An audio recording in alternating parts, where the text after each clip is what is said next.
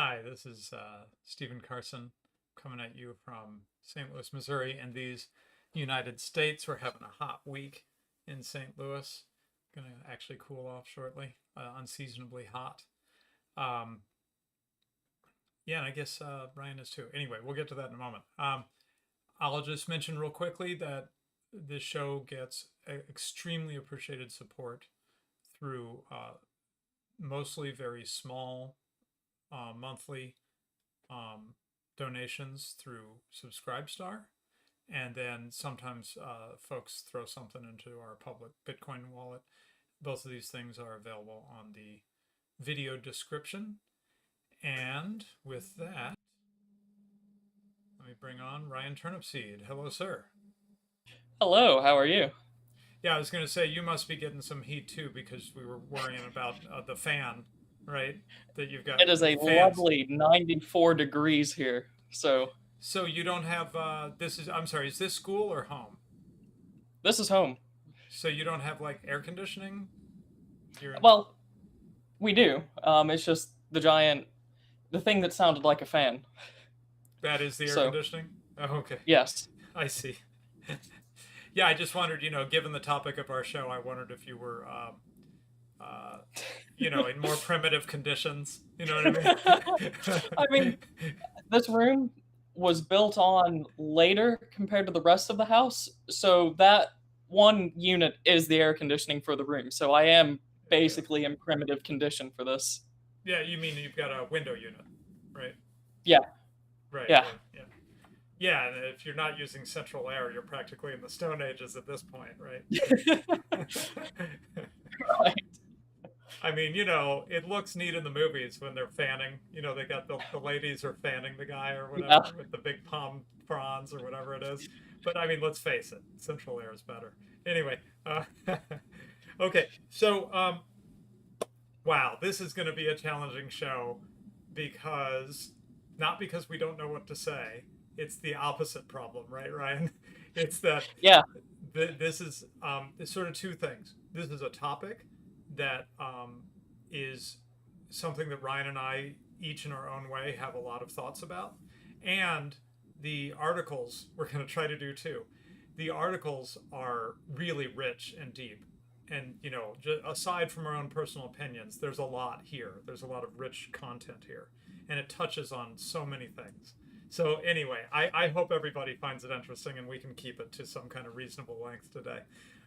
We just can't do everything, right? We're going to get through these articles. It's going to raise a lot of topics, maybe cause some controversy, and we'll deal with that more later, right? But we gotta start somewhere. Um, It's securing our future content, not that we didn't have a million other things that we could be doing already. exactly, exactly. Okay, so let me just lay out what we're covering today, the main material we're covering, because I think when they were written is a little bit interesting, right, Ryan? It gives a little bit of context to the Yes. content. So the first article is, they're both by Murray Rothbard. The first article is Freedom, Inequality, Primitivism, and the Division of Labor, and it was published in 1970. Then, about 20 years later, he wrote The Struggle Over Egalitarianism Continues. It might have been published simply as Introduction to the 1970 article. I'm not sure, but Mises Institute published it with that other title, with the focus on egalitarianism, right? So we're going to be talking about primitivism, sort of the Rousseauian, like back to nature. We were better off before we had like civilization and stuff, and we were more natural. Um, hippies, right? Think about hippies, hippie Right. communes, right? All of that kind of stuff, right? We're going to talk about that, but also, as is clear in the title that the Mises Institute gave his follow up, this is also about egalitarianism, which is a topic that's been much on my mind. Hey, chance to plug my Substack. I don't think I even have it in the video description yet, but I have a Substack, and it is also called Radical Liberation. And I had an article about egalitarianism, and I have another one coming soon on that topic. So it's something that's really on my mind. I think it's something that we're dealing with throughout our institutions, um, and in our personal lives to some degree, right? Right. So the 1991 thing was written as an introduction, but we're going to treat it as a postscript because I think that's what it really is. It's him commenting on some of the topics 20 years later, saying, where has this gone in terms of developments in the culture and in the institutions. That 1991 sounds like a long time ago. I can tell you that 1991 article is not going to sound old. It's going to sound like he's writing it. He wrote it yesterday, mostly. A lot of the developments he talks about, which were kind of small clouds on the horizon at the time, relative to now, where we are just having a thunderstorm of these issues that he highlights. So anyway, all that is introduction. Let's get to it. Okay, I should be sharing the first article. Yes, here we go. Freedom, Inequality, Primitivism, and the Division of Labor by Murray Rothbard from, it says written in 1970, and I think it might be available in some collections. Had a friend from the Mises Institute, David Diedemann, who Ryan got to meet when we were at the Mises Institute this year, staying with us, and he mentioned that he remembers it being maybe Egalitarianism as a revolt against nature might have this essay as well. I'm not sure. Anyway. Yeah. Hey, so I was really struggling with the title, and Ryan came up with this great title. And you can see why, in part why, because the very first thing Rothbard says is, if men were like ants, there would be no interest in human freedom. Okay, what does he mean by saying men like ants? He says if individual men like ants were uniform, interchangeable, devoid of specific personality traits of their own, then who would care whether they were free or not? Who indeed would care if they lived or died? Now, of course, Murray's making a big assumption about the nature of ants. Maybe they have a lot of personality. Who knows, right? We can't talk to them. But, yeah, right. It's our stereo. We're doing some, what is it? Antism. We're engaging in some antism here. So I apologize. Harmful to the ant stereotypes. Yeah. Harmful ant stereotypes. Yeah.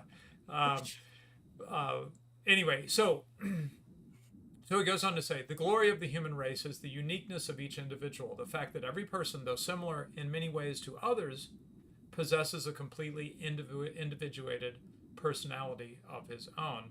And he argues these unique personalities need freedom for their full development. Okay, now I think I was going to mostly skip this next bit. Right, and it should be to lay out why Rothbard is starting out like this. This is the reason I like the article so much, and it's not really a spoiler because this is the entirety of the article, and he's going to spend every single detail as much needed for it. There's no filler here. He's going to spend this entire piece building up the division of labor, specialization, civilization, and human development from one simple axiom that humans are unique, that each individual human is unique. He's going to build it all up from there. And that's why he started out with comparing human to ants and with the stark contrast that you can see. And he's not going to be reaching very much either. It's going to make sense when we get there. That's the purpose of this first little intro. Right. So then he turns, I'm not going to go deeply into this, but he turns to a despotic society, and he says, the more despotic the society, the more restrictions on the freedom of the individual, the more uniformity there will be among men, and the less the diversity, and the less developed will be the unique personality of each and every man. So in a profound sense, then, a despotic society prevents its members from being fully human. So I don't know what everybody thinks of that, but let's just go with how Rothbard's thinking about this, that to be able to more sort of fully express your own skills, talents, individual proclivities, gifts, to speak in sort of Christianese, right? Is to realize your humanity, your realize who you are more fully, right? You might think of it, I think, in a sort of Aristotelian sense, right? Right. We have potentiality. We have potentiality as men, as women, as a man with a talent for abstract thinking, et cetera, et cetera. Think about all of those things that make us up who we are. There's potentiality there. We want to be in a situation where we can realize that potentiality more fully. Is that a fair way of summarizing it, Brian? Right, yes. And it's very good that you mentioned the Aristotelian, because the Rothbard is going to draw a distinction between classical thinking, man has agency, man learns, man is better when he is wise and more learned. And he's going to contrast that to romantic thinking. Man is better when he is innocent. Man is acted on by nature, etc., etc. Right. And when he goes into that spiel about despots there at the end of the paragraph, he qualifies it at the beginning, where he makes the assertion that every man must have freedom. And the reason he says that is because of that classical view that he's going to articulate later. Every man must have freedom so that he can have the scope to form, test, and act upon his own choices, is what Rothbard says. Basically, so that man can develop, he must have the basically the purchase and the agency in order to just mess with things and learn from it.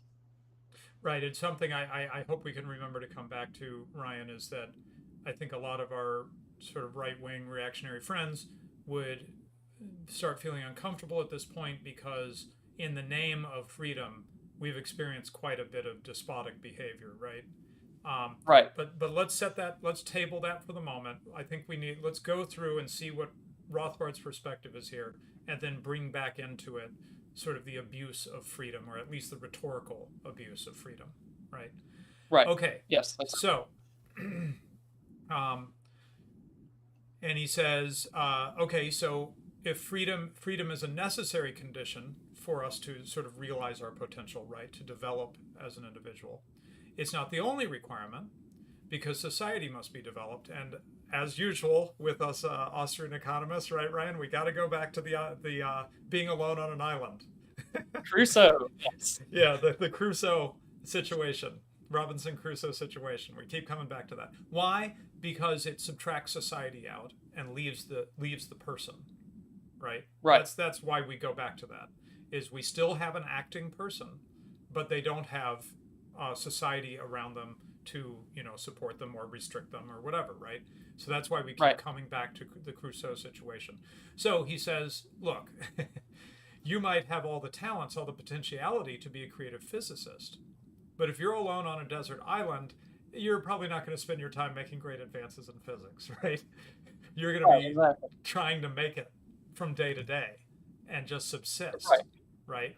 And you'll notice that when you're on the desert island, it's only you, and you have that potential to become the wonderful physicist.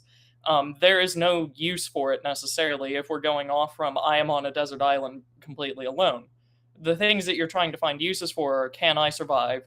Can I shelter, food, water, and then potentially getting off of it depending on the scenario. Not really, deriving different like ballistics equations or trying to figure out classical mechanics. Quantum. I've been learning a lot, by the way, about a lot for a layman. I've been learning a lot about quantum mechanics and particles being entangled and stuff as part of something I'm learning at work.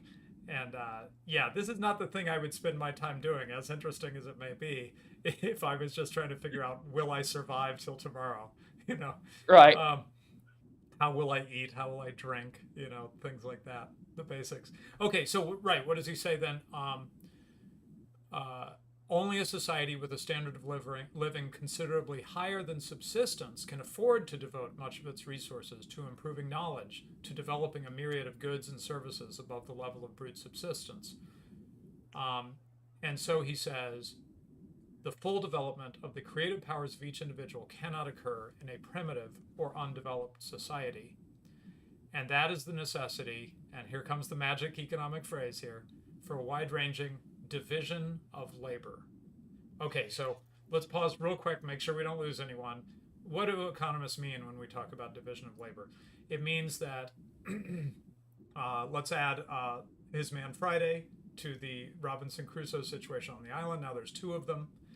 And they could just both do exactly the same thing, right? We both fish. The two of us, we both fish. We both try to collect rainwater, hunt, whatever, right? And or we go, hey, you know what? I think it's going to work better if I focus on fishing and get better at that and just sort of focus my energy and time and learning on that. And you focus on hunting for game, on the body of the island or something like that. And maybe I'll be more productive as a fisherman. You'll be more productive as a hunter, and we'll share the fruit of our efforts. and we'll both have a better chance of survival, right? Well, at that point you now have a division of labor, right? Right. And even if they didn't just get better at the tasks by doing them, which is a terribly bad assumption, but Right. even going with that, still dividing the labor is much more efficient just because there's a lot of time saved in between switching between activities, picking up the tools for the other one, going to the different areas, and all the other stuff. Right. And that's, there's a lot of critiques about Adam Smith's book, The Wealth of Nations, but that's what he highlights the most, if you remember correctly, about the division of labor, is the time saved going between the activities is what causes the productivity to arise. And then he goes on, and then these people can just get better at their activities. Right. But the first thing is just the focus, or to use some speak from my professional life in software, we can talk about the cost of context switching, right? Right. And that you're saying that is exactly what Adam Smith, what his primary advantage of division of labor is eliminating the cost of context switching. Right, exactly. Right. Okay, so what does that mean? When you have division of labor, you have specialization, as we just spelled out with that example. Now Crusoe is specialized in fishing, Friday is specialized in hunting, and so they have less context switching, and they have an ability to develop skill and so forth. Take out that terribly bad assumption. Now these people do get better at their activities by engaging in them. So this is the specialization. It is different from the division of labor. That's why I made that potentially pedantic point. Right. So what is he contrasting this with? He says the primitive tribesman or peasant is bound to an endless round of different tasks in order to maintain himself, right? So we know a little bit about this, right, Ryan, from Frontier Life, where people are making their own soap, et cetera, right? Making their own cheese, the milk thing. Tools. Constructing their own tools. Right. So, part of the day you're just trying to grow the food, and part of the other day you're trying to develop a tool with, very limited resources to do that, right? And so on and so forth. So he says you kind of are on a treadmill of you've got to do what's got to be done, and you don't have the luxury of focusing and trying to get better at one thing or be focused on one thing. You got to pay that context switching cost, those context switching costs, and you just because you have no choice, right? You got to do what you have to do to survive. Right. And so what this means is someone in that situation has no room to specialize, to develop whatever field he was best at or in which he was most interested. And he gives Adam Smith credit here, which is, by the way, saying something because Rothbard was not a big fan of Adam Smith. But anyway, Adam Smith pointed out that the developing division of labor is a key to the advance of any economy above the most primitive level. So, without the opportunity to specialize in whatever he can do best, no person can develop his powers to the full. No man then could be fully human, or fully realized, maybe is a better way to put that, perhaps. And then turning to Adam Smith again.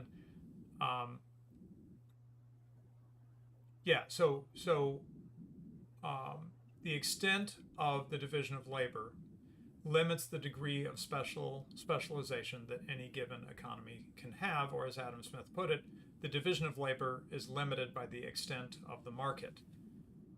So the development of the market permits a wider division of labor, which in turn enables further extension of the market, right? Right. So if you don't have a virtuous cycle he's talking about here. You extend the division of labor, that allows you to sort of deepen, we might put it that way. You can think of division of labor as widening, right? Widening the cooperation among people. And that allows each person then to go deep on something. So as you widen the market, you allow people to go deep. An example would be if you don't have someone producing tools, you won't have anyone making wooden furniture or something like that because they don't have the tools, and then you don't have anyone making whatever could potentially come with the input of wooden furniture. Right. So you need someone specialized at that input in this one example in order to get all the other things that could potentially be used with that output. another thing, if you didn't have someone specialized in mining various precious metals, in the modern world at least, you don't get people specialized in anything to do with computers because there are none because there's no precious metals. You basically just extend it along those lines. There are other ways that the division of labor expands this sort of frontier where more people can specialize in different things and you can divide labor more minutely. But this is potentially the most obvious example if someone listening doesn't understand. Okay, so returning to an earlier point, he reemphasizes that there's no scope at all for a division of labor if every person is uniform and interchangeable. Oh, and he also mentions there's also geographical diversity. Here we're focusing on people being different, but there's also the issue that we're in different places and there's different natural resources and so forth, right? So I presented this paper in a class this last semester, and one of the first things I had to point out to the people that were reading this with me was that Rothbard was originally a mathematician before he was an economist necessarily. Right. Yeah, that's true. So whenever he thinks about equality, he's not just thinking about characteristics or income or something like that. He's also thinking about space, location, time, things like this. It's impossible to have 2 points in the exact same place on a graph and have them be unique, right? So they could be exactly the same in magnitude, but if they're in different places in a plane, they're different, right? They're different. So you get spatial inequality as well. Apply that to humans. Two humans cannot be exactly in the same place at the exact same time.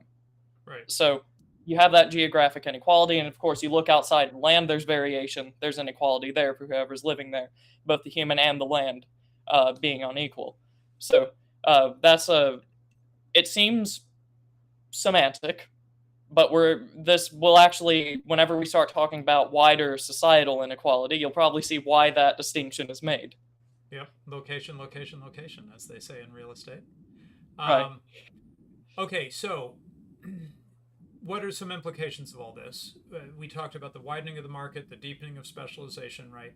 And he says that it became evident in the history of man that the market economy based on a division of labor was profoundly cooperative, and that such division and cooperation multiplied the productivity and hence the wealth of every person participating in society.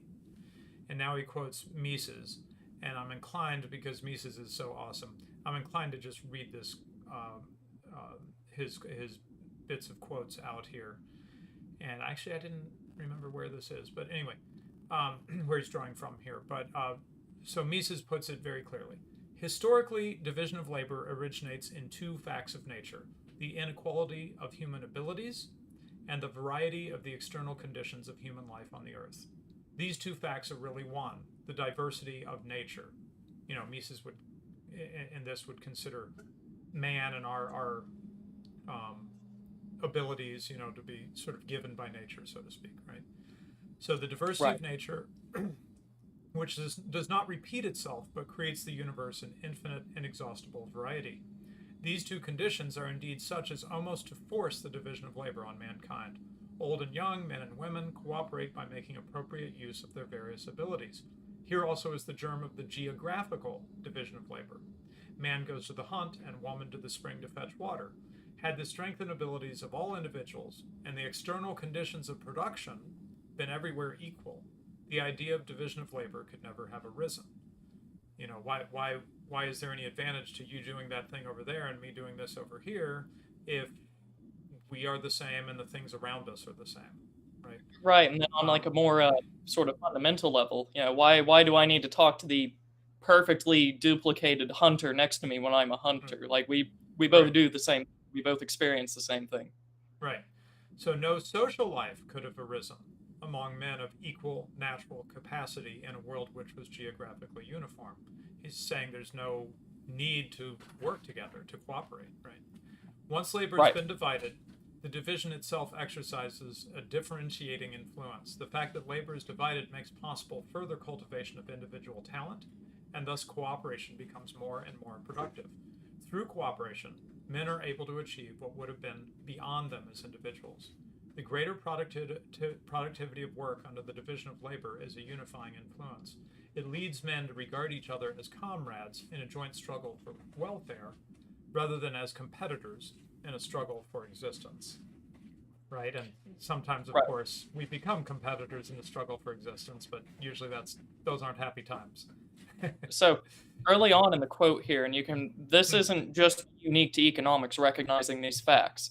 Whenever he says these two conditions are indeed such as almost to force the division of labor on mankind, old and young, men and women, etc., etc. This might sound a lot like the concept of vocation from theology, say, where each person has something that they should be doing, multiple things. For instance, Stephen is a father, but also a programmer and all these other things. Those are his vocations. Um, and if he was just, well, for starters, if he wasn't a man, can't be a father. So that uniqueness there, in that capacity, influences what he can do in his vocation. And if he had some other different quality, he would not be the same exact as he is right now. So these things aren't just recognized by economists. It's not just material that this is talking about necessarily. This also applies to other disciplines, which you can see as we go through here. Maybe it'll become clearer as we go beyond this quote. All right, so okay, I think, yeah. Okay, so there's a causal connection between freedom and economic growth. It's freedom, which is the absence or limitation of interpersonal restrictions or interference, that sets the stage for economic growth and hence of the market economy and the division of labor. The Industrial Revolution, and here we're already treading on toes of some of our friends who say that the Industrial Revolution, what's the quote, Ryan? Do you have it in your The head? Industrial Revolution and its consequences have been a disaster for the human race. There we go. Attributed to somebody. Anyway, the Industrial Revolution and the Industrial Revolution and the corollary and consequent economic growth of the West were a product of its relative freedom for enterprise, for invention and innovation, for mobility and the advancement of labor. I would refer everyone now, if you've missed it, to the show 2 weeks ago on medieval anarchism, where we explored how it is that the Middle Ages was able to produce this setting that Rothbard describes here, which allowed for relatively more freedom for enterprise, invention, innovation, etc. Right. That'll give you the historical context for the rise of what he's talking about here. Right. But anyway, moving on. If I may, now that we're talking about freedom, I would just like to sort of summarize something for the audience because it's almost like a working model. We started with man are not ants. Men are unique, meaning they're also unequal and thus irreplaceable. If you specialize and you lose a specialist somewhere, but much harder to replace than an ant, and you're not even going to perfectly replace them because no two humans are alike. So you've got that system we've derived from uniqueness all the way to specialization there, because as a result of those inequalities, people will specialize in different things to differing abilities. With that specialization, you also get things like the division of labor, also springing from that inequality. And with that sort of inequality, people in the same area will develop social relations, which brings you to an actual society. And now we are talking about freedom, which allows people to utilize that inequality, that uniqueness, in order to develop themselves, like we talked about at the top of the episode. So these things all feed into each other, and we'll add more to the model as we go on. So it's not just going to stop at freedom either. Right, and then one final implication of all this, he points out, is that historically what we saw was that the widening division of labor, the full scope of individual development, led to a growing population. Division of labor is limited by the extent of the market, so also total population is limited by total production. Literally, through most of history, the population was limited not by people just choosing to have less children, but the limit was sort of a hard limit of what the economy could support. and literally you Right. would have just people starve to death. And Or that would disease. say Yeah, again. things like that. Or disease mainly. Oh yeah, right, right. And so what this resulted in is to give a nice contrast here. He says that estimates, and of course it's a little hard to be sure about this, but the estimates are that the land area of North America was able to support about 1 million or so Indians 500 years ago, and at a barely subsistence level. And now, of course, we have whatever we're up to now, well over 300 million in the same land area. So, even if we wish to eliminate the division of labor, we could not do so without literally wiping out the vast majority of the current world population. And Right.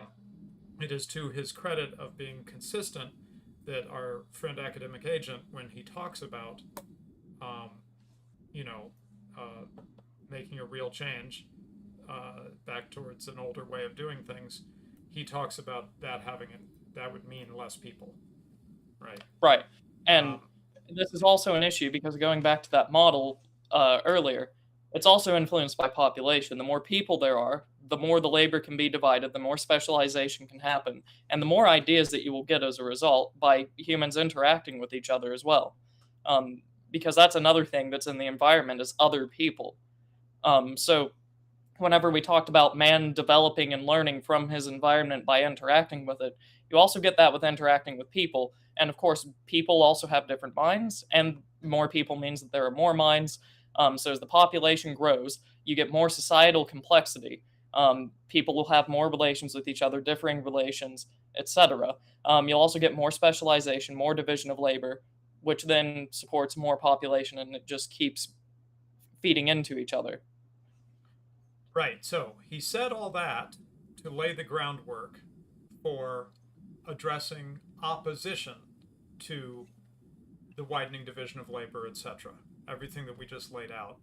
There are people who have been opposed to it, movements even.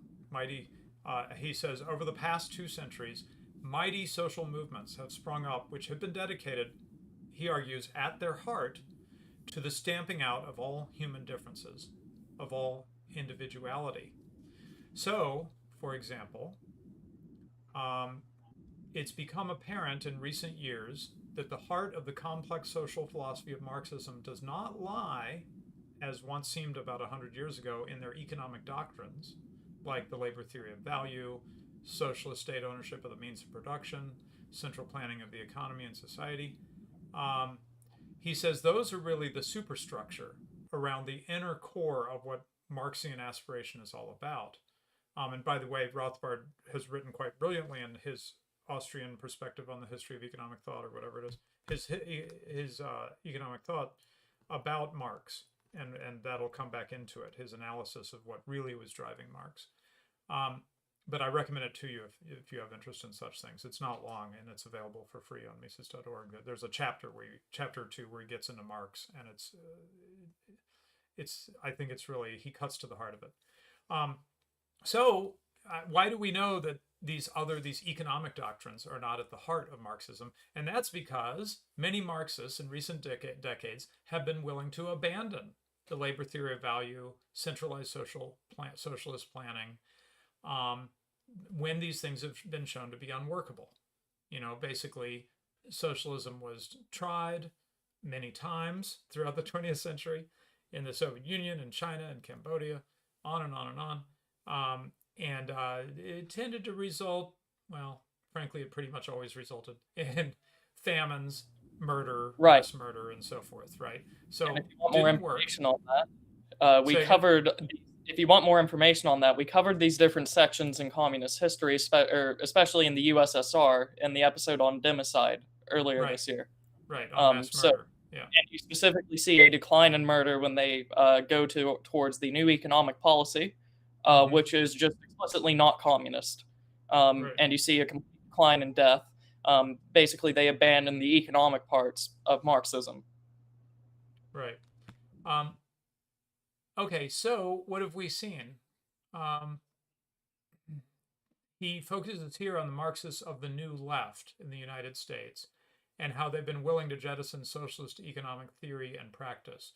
The New Left was, it was sort of like we're not going to be tankies anymore, to use modern lingo. We're not going to be like Stalinists anymore. Our parents were Stalinists, maybe, but we can see that that's not working out real well.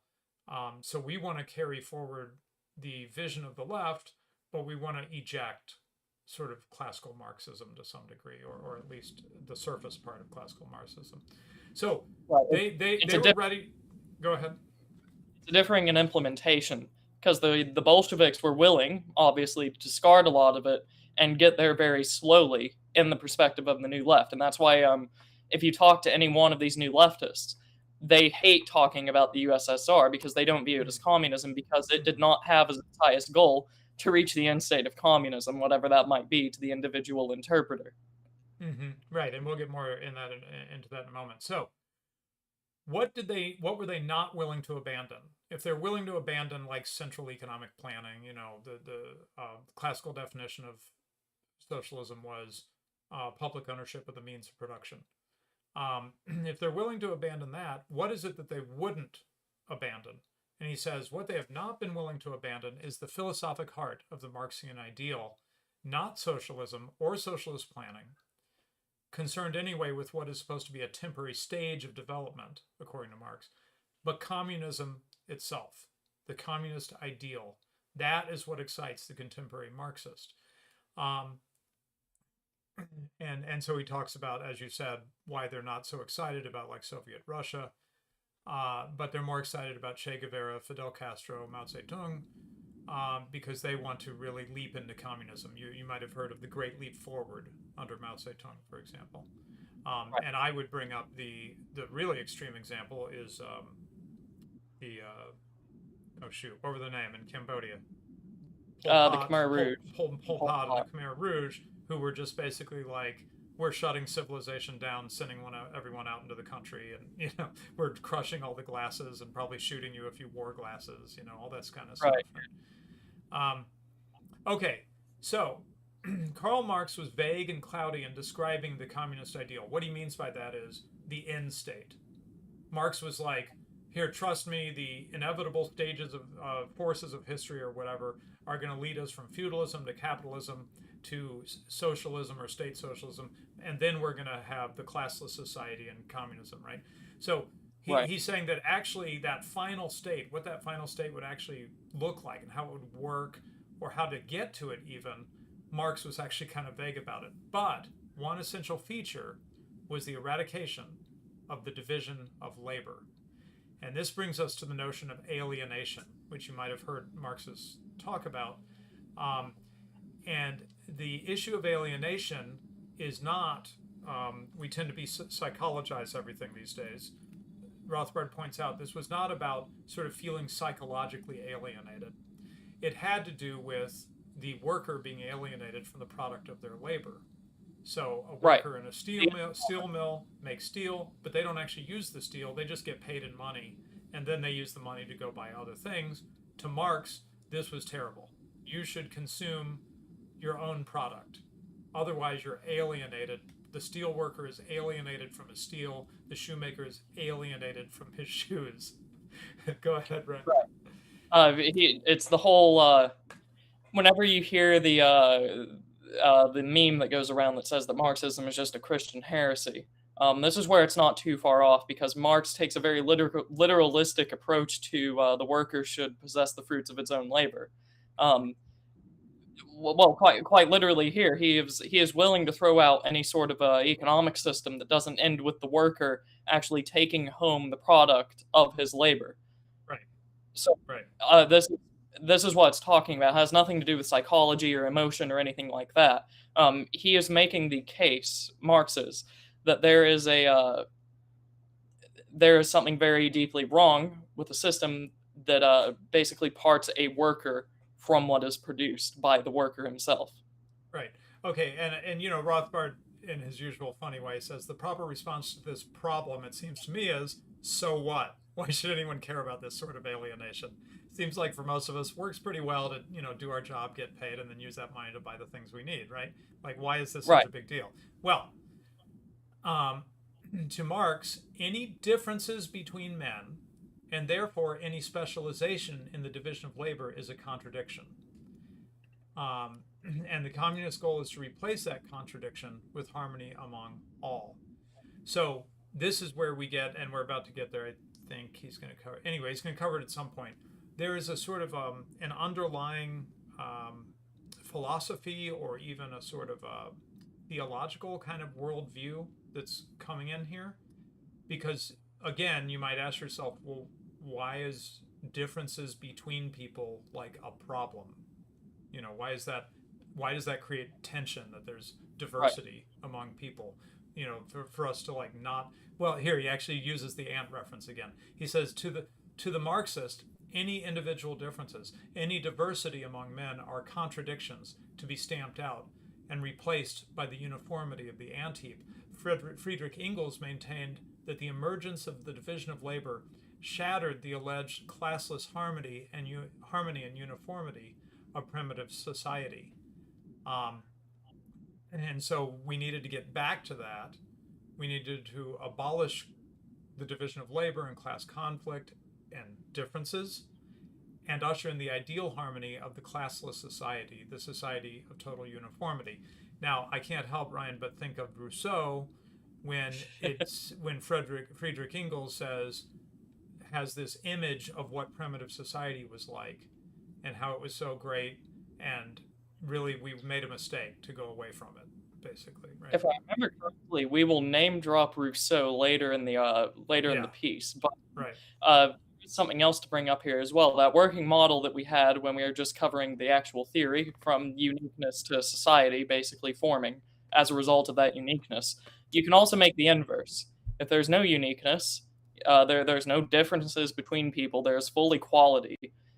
You don't specialize because everyone can just do the exact same things. Therefore, and you also don't divide the divisions of labor, because you don't divide into the division of labor because everyone is equal. Meaning there's no social relationships that develop that we would get otherwise due to inequality. And you can apply this as specifically as you want to, and you can see it in the modern day where the left is trying to completely eliminate divisions between women and men.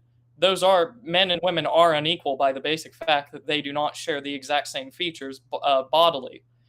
So if you get rid of that, everyone's perfectly equal. There's no uniqueness. There's no social relations that develop as a result. You do not get society. And then obviously freedom loses its value as a tool towards allowing humans to develop. And you also don't get that population growth either, because you are just struggling to basically survive because you didn't divide labor and there's no specialization. That's the inverse that we get here. And that's why I'm trying to lay out the model. That's why I did when I presented this in the first place, so that you can see why all this is such a glaring problem to anyone that like cares about people or society or civilization. People living, being alive and stuff. Yeah. Right. Yeah. Okay. So I mean, I think what's so important here, and we're gonna Rothbard's gonna really emphasize this, take a little time and belabor this, because I think it's just sort of assumed in our culture and in our educational institutions at least, that there's something noble, or at least there's something we should take into account of this ideal that has had such an influence throughout the 20th century. You know, the socialist ideal or the Marxist ideal, the communist ideal, whatever you want to call it. What I think Rothbard's going to be at pains to point out here is that there's nothing noble or worthy to take on board at all. It's just something to reject. It's just insane. Okay. So what do I mean by using such strong terminology? So Marx foresees his communist ideal only after the enslaving subordination of individuals under division of labor, and therewith also the antithesis between mental and physical labor has vanished. To Marx, the ideal communist society is one where everyone must do everything. Now that sounds like we must be exaggerating, right? Well, let's quote Marx from his the German Ideology. In communist society, where nobody has one exclusive sphere of activity, no one is specialized, that's what he's saying, right? But each can become accomplished in any branch he wishes. Society regulates the general production and thus makes it possible for me to do one thing today and another tomorrow, to hunt in the morning, fish in the afternoon, rear cattle in the evening, criticize after dinner just as I have a mind, without ever becoming hunter, fisherman, shepherd, or critic, right? And so Rothbard here brings in the term the dilettante. This is the vision. This is literally the communist vision from Marx. It is that everyone will be dilettantes. No one will specialize. There won't be division of labor. Everyone will just sort of do everything, right? August Bebel, whose book on women I've read, I think there's a quote from it, a socialist. He applied this to women to give us an idea of what this would look like in that sense. He says, at one moment, a practical worker in some industry, she is in the next hour educator, teacher, nurse. In the third part of the day, she exercises some art or cultivates a science. And in the fourth part, she fulfills some administrative function. So, this is just spelling out this idea of what a woman's life might look like under communism. They're doing it all, right? Yeah, and I mean, despite the insanity, it sounds really fulfilling, doesn't it? Yeah. So the concept of the commune in socialist thought takes on its central importance precisely as a means of eradicating individual differences. You've got to get rid of specialization, and everybody's on the commune, and sometimes I'm washing the dishes, and sometimes I'm out in the field, right? We're all taking turns doing things. We're taking turns deciding things. We'll get into that later. Leadership itself is something that is we rotate through. There's not a oligarchy, right? There's not a specialization in leading. That itself also gets rotated. This is the vision, right? It's not.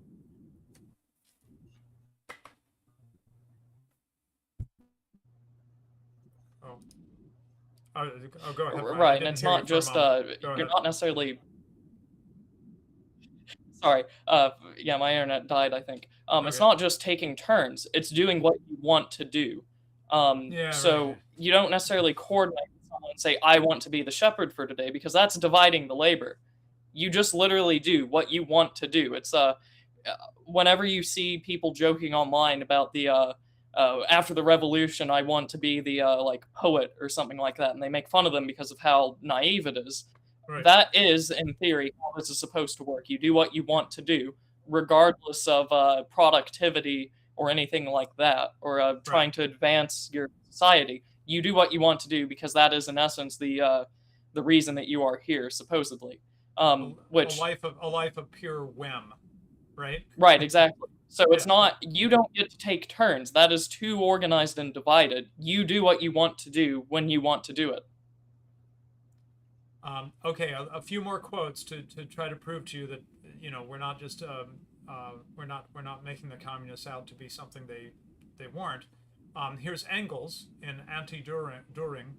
Communism would give each individual the opportunity to develop and exercise all his faculties, physical and mental, in all directions.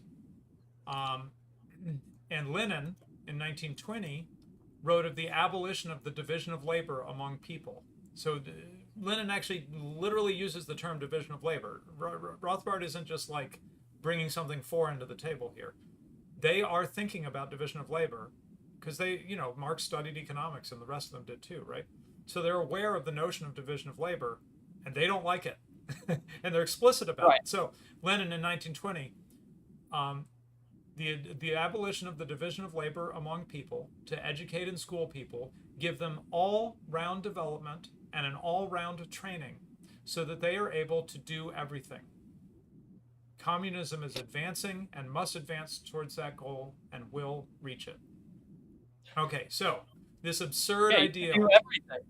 Yeah. This absurd ideal of the man able to do everything is only viable, Rothbard points out, trying to bring us back to reality now from this weird vision. It's only viable if everyone does everything badly, or there are only a very few things to do, or everyone is miraculously transformed into a Superman. We'll get to the Superman part in a moment. Mises aptly notes that the ideal communist man is the dilettante, the man who knows a little of everything and does nothing well, because how can he develop his powers and faculties when he can't, focus, right? Right. So I'm going to skip forward a bit. Right. So Alexander Gray, and I keep thinking I should get this book, the Socialist Tradition from Moses to Marx or something. Um, uh, Alexander Gray writes of this vision that each individual should have the opportunity of developing all his faculties, physical and mental, in all directions.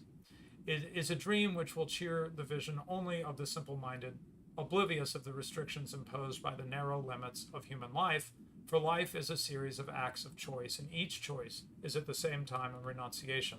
And this is why the economic notion of opportunity cost Right. is so key, right? And that we have, in addition to all the other limits we could talk about, limits in ability or skill or resources or whatever, there is just literally at bottom the limit of time. You know, even Crusoe alone on his island, he just has a certain amount of time. And if he spends his time fishing, then that is not time that he's spending hunting or gathering water, right? So you're always up against a hard limit of reality. Right. Okay, And then so also let's go ahead. place as well. A Say physical place as well. You can only be in Yeah. one place at one time. Only one So- place at a time, right? You have a limit on time and a limit on just spatial location, right? Okay, Right. so let's get back to the Superman thing because this is always amusing to me and I can never skip quoting it. Okay. The Marxist Karl Kautsky asserted that in the future society, a new type of man will arise, a Superman, an exalted man. Leon Trotsky prophesied that under communism, man will become incomparably stronger, wiser, finer, his body more harmonious, his movements more rhythmical, his voice more musical. The human average will rise to the level of an Aristotle, a Goethe, a Marx. Above these other heights, new peaks will arise. So, yeah, we're all going to become supermen, and that explains how this will work. And then he says, in recent years, he's writing in 1970 here, right? Communists have intensified their efforts to end the division of labor and reduce all individuals to uniformity. Fidel Castro's attempts to build communism in the Isle of Pines, Mao Zedong's Cultural Revolution, have been echoed in miniature by the American New Left in numerous attempts to form hippie communes and to create organizational collectives in which everyone does everything without benefit of specialization. So this wasn't an academic thing. There was praxis here. Let's be very clear about Right. that. There was very serious praxis. And of course, as I brought up, Cambodia looms particularly large in my mind because the results of it were murderous on a scale, not in absolute terms, but relatively in terms of the percentage of the population. What happened there far outstripped everything. And their basic attitude was everybody else was too wimpy to really push for communism. Even Mao Right. Zedong, even Lenin, even Stalin, they were too much of wimps. We're going to show them how to do this. We are going to plunge right to communism. Forget any intermediary stage. We're just going to do it, right? We're going to Yes, kill the and division of labor. it's particularly horrific, not just because of the percentage of the population that was brutally slaughtered, but also for what it did in terms of their civilization. Cambodia, for the longest time in that era, was a French colony and doing very well, very prosperous, especially relative to other places in that geographical location. Um, and then in the course of that one dictatorous period, they basically just completely eliminated their academic class. They eliminated most of their specialized class, forced everyone to the farms, and set themselves back who knows how many centuries, while also murdering who knows how many people. And the most horrifying part is they weren't necessarily following the theory incorrectly. Right.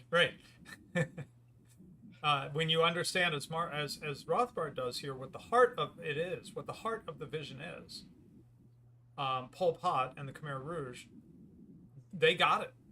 They went off to France and went to the universities and they learned this stuff, and then they went back to their country. They got in power, and they implemented the ideas and the vision. Right. Okay. Right. So now next part. So that we part one covered the division of labor and sort of how that has played out in history. Part two covered the vision for unwinding the division of labor. In part three, he says, let's look back, right? Because a lot of people who have been opponents of the Industrial Revolution, basically of the division of labor, the extending division of labor, they exalt the primitive and pre-industrial periods as a golden age of harmony, community, and social belonging. Now, we're going to tread on some toes here because we have a lot of interest in reactionary thinkers, and some of them were essentially, he says it right here. In their exaltation of the primitive and the pre-industrial, the socialists were perfectly anticipated by the reactionaries of the Romantic movement, those men who longed to roll back the tide of progress, individualism, and industry and return to the supposed golden age of the pre-industrial era. So I think, tell me if I'm being unfair here, I think the much admired Carlyle would be of central importance in terms of a reactionary of the Romantic era, right? Yeah, Carlyle, de Maistre would be another one that comes up here, Right. and you get basically there's about one very influential thinker that would fit this tradition for each country around at that point. Mm-hmm. De Maistre being sort of the Italian and French theorist that you would point to for that, and then you've also you have a few from Germany as well. I can't think of them off the top of my head. I think he's mentioned later in the article though, but most countries have these people that try to basically go back to a time that does not necessarily exist, and we'll get to that, which will sound Right. this probably sounds very dissonant considering that we just did a stream called Medieval Anarchy, which we'll tackle that soon. Yeah. In the United States, we had a few people that very much just tried to ban industrialization altogether, usually coming from areas like the South, weren't taking too seriously, though their ideas didn't. They weren't lost. The Democratic Party, for the longest time, just completely favored everything that was anti-industrial, not because of any profound principle like we need free trade because of freedom or some liberty or anything like that, but because there was a sectional interest in keeping parts of the country undeveloped. And in order to sustain that compared to their neighbors, the Democratic Party advocated expansionism and war, which is a lot of what drove the Mexican-American War. It was the Democratic Party policy. That's the United States, for example. You get these types of people everywhere, and they very much fit their country's sort of persona. Anyways, Right. So carrying on the reactionaries. yeah. So that's the So what is he saying? He's saying the socialists sound a lot like the reactionaries of the Romantic era before them, or the more modern socialists sound like that, right? And then the New Left, very recently, also emphasizes a condemnation of technology and the division of labor, as well as a desire to return to the earth and an exaltation of the commune and the tribe. Now, I was born in 1969, so some of this I actually remember. I mean, I was actually around hippies when I was young. That's who my father was ministering to, reaching out to with the gospel. And so I actually remember one of our pastors, in fact, he moved off to a cabin in Canada to live out this kind of vision, kind of go back to a simple life, and it was like him and a friend or two just in the middle of nowhere, and okay, so I don't want to get too bogged down. Okay, leading French conservatives of the early 19th century, Bonald and de Maistre, who idolized the feudal order, denounced the disruption by individualism of the pre-existing social order and social cohesion. Jacques Ellul, who was contemporary at this time, so late 20th century, in The Technological Society, which the New Left really liked this book, condemns our dehumanized factories, our unsatisfied senses, our estrangement from nature. In contrast, in the Middle Ages, claims Ellul, man sought open spaces, the possibility of moving about, of not constantly colliding with other people. Let's see. So, the worship of the primitive is a logical extension of the worship of the pre-industrial. And this worship by modern sophisticated individuals ranges from Rousseau's noble savage and the lionizing of that creature, the noble savage, by the Romantic movement, all the way to the adoration of the Black Panthers by white intellectuals, which was hilariously written about by Tom Wolfe. So if you want an example of white intellectuals basically adoring the Black Panthers, just go look at Leonard Bernstein's various letters and correspondences with them. It's pathetic, but also hilarious. So whatever other pathology the worship of the primitive reflects, a basic part of it is a deep-seated hatred of individual diversity. The more primitive and the less civilized a society, the less diverse and individuated it can be, right? So what this eventually leads to then is, here's the Aristotle reference. We should include that, right? So from the time of Aristotle, the classical philosophy presented man as only fulfilling himself, his nature, and his personality through purposive action upon the world. And this is a big emphasis, by the way, in Mises. He named his book Human Action, right? But it's not just the name of the book. It really is a driver in his thinking, that man acts, he thinks about what he wants to accomplish, he tries something, he looks at the results of his action and iterates, right? This is sort of the vision of man, right? It is from such rational and purposive action that the works of civilization have developed. In contrast, the Romantic movement has always exalted the passivity of the child, who, necessarily ignorant and immature, only reacts passively to his environment rather than acts to change it. And so they exalt passivity and the young. Now, I don't know if this is the right connection to make here, but I can't help but think of the youth orientation of our culture, Ryan. Yes. With youth culture and just sort of the adoration of being young, and on the flip side of it, right, the denigration of being old, where at one time or throughout most of history, you just automatically garnered respect because you were an elder. There was just a deference to the elders, with the presumption, of course, that they probably knew something you didn't. They had experience and knowledge that you should benefit from. Well, now, throughout my lifetime, I would say, I've seen this flipped upside down, where, I remember my mom complaining about this. She's like, okay, great, another movie where the adults are all idiots, and if they would just listen to the children, then all the problems would be solved. She's like, I sense a pattern here, Right. Yes, it's a trope. And you can, going back to the Romantic movement in its heyday, you can also see the break between sort of the classical tradition of music and the Romantic tradition. Not that I hate the Romantic tradition or really hate the Baroque tradition. Just contrast someone like Tchaikovsky or Beethoven or Berlioz to J.S. Bach. Bach's melodies they aren't telling a story necessarily. That's not the primary goal. The primary goal is to display beauty. And it's very, very intellectual. You can very much appreciate Bach without delving into it and finding all the key details. But the more you find out, the more there is to appreciate, and you don't run out just because there's such a large body of work with such depth. Contrast that with the music of the Romantic movement, for instance, and you can see it's very different. It's not nearly as complex, but it mainly focuses on telling a story, usually from the perspective of a spectator or an observer or someone being acted upon by some greater force. This is also the point in time where you see an idealization of the Roman gods and goddesses, partly because they act on humans and drive their developments and their happenings. Just because they are the stronger beings, they are the forces of nature, and man is just subject to them. God help you if they decide not to like you. Your agency can't necessarily override theirs. So you can see that kind of in poetry.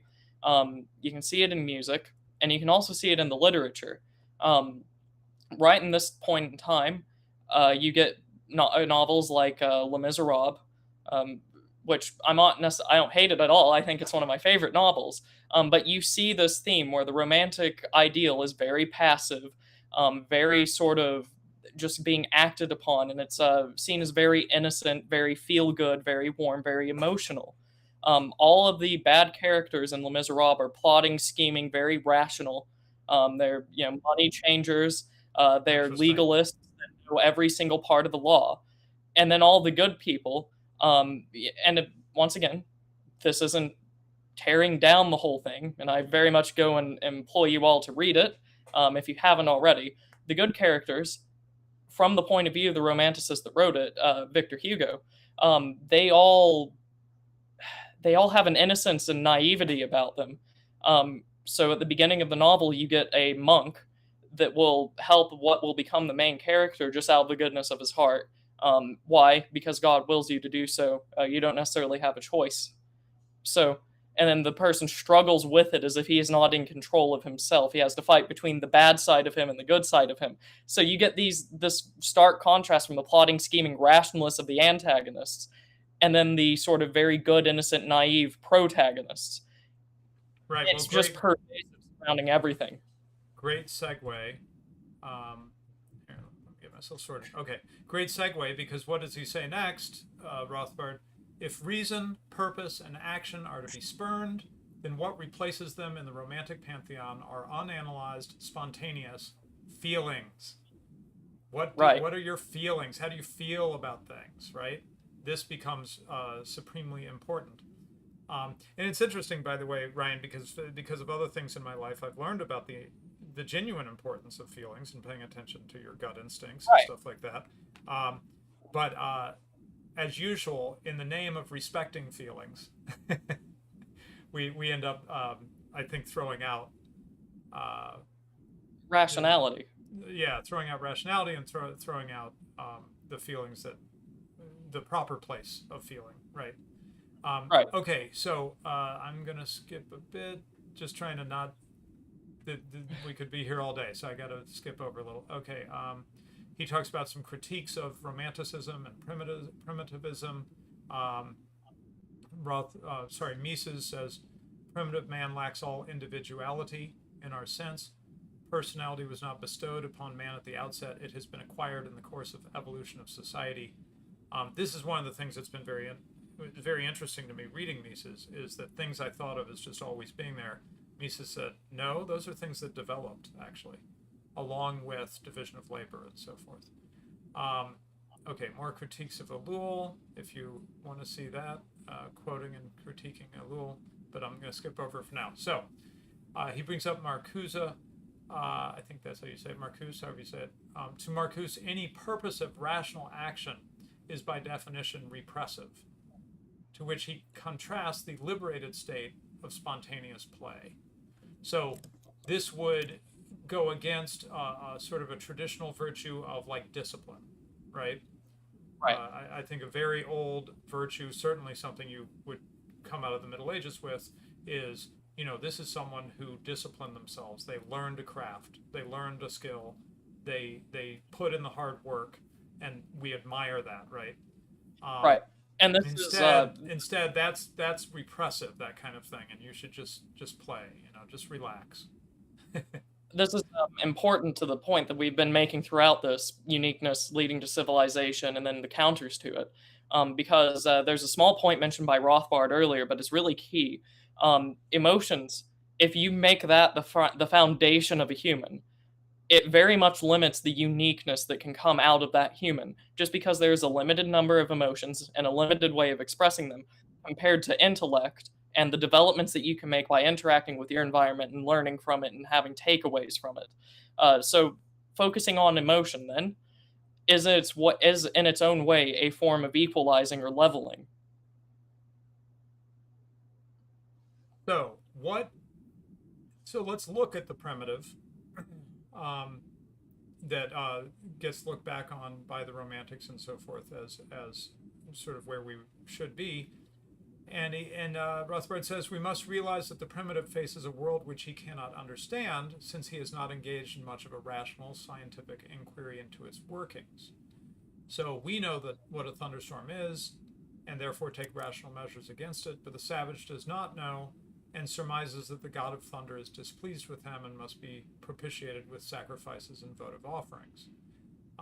Since the savage has only a limited concept of a world knit together by natural law, a concept which employs reason and science, he believes the world is governed by a host of capricious spirits and demons, each of which can only be propitiated by ritual or magic. and by a priestcraft of witch doctors who specialize in their propitiation. So this is something I learned because of my family's mission work and interest in missions, is that when they actually go and visit, because there's these tribes that like have basically stayed in a primitive state, or gone, probably went to a primitive state and just stayed in it, often in the middle of the Brazil or New Guinea or something, and they've just been that way for so long they really don't remember anything else. What is life like for them? Is it like Jacques Ellul talks about? Well, he's talking about the Middle Ages, but anyway, is it this Rousseauian notion of you're just free and relaxed and gambling about nature and all that? No, it's actually, there's a lot of fear, and Rothbard actually uses that word. He says, so fearful is the savage. Excuse me. So fearful is the savage. So bound is he by irrational taboo and by the custom of his tribe, that he cannot develop his individuality.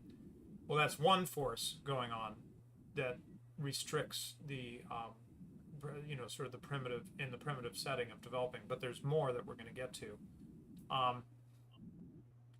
Let's see. Yeah, given the freedom to choose, the tribesmen abandon the bosom of their tribe to come to the freer atomistic cities looking for jobs and opportunity. Yeah, just Rothbard's just pointing out that if you look at revealed preference, people will get out of that situation if they can. And, whenever the Europeans colonized Africa, they didn't force any of the Africans, or the entirety of the Africans rather, to change the way that they lived. In fact, a lot of the Africans voluntarily became European, at least somewhat, in their method of organizing society. They would move to cities. They would take employment on railways and jobs and all these other things. I mean, even in supposedly in the modern world, the worst civilization to grace Africa, the apartheid regime of South Africa, they still, the African natives, didn't just stay to their primitive cultures. They actually very well integrated into industrial society and post-industrial society, and by and large were happy and had a positive approval rating of a lot of the presidents and prime ministers of South Africa, right? So even like the worst example by the modern orthodoxy, even then the revealed preference overwhelmingly shows a preference towards modern society or post-industrial and industrial society as opposed to their traditional and primitive society. Right. Traditional in quotes. Now, there's another force. So there's that force of fear, superstition. I love Hayek's definition of superstition. It is to think that you know how something works when you really don't, right? So fear and superstition bounds the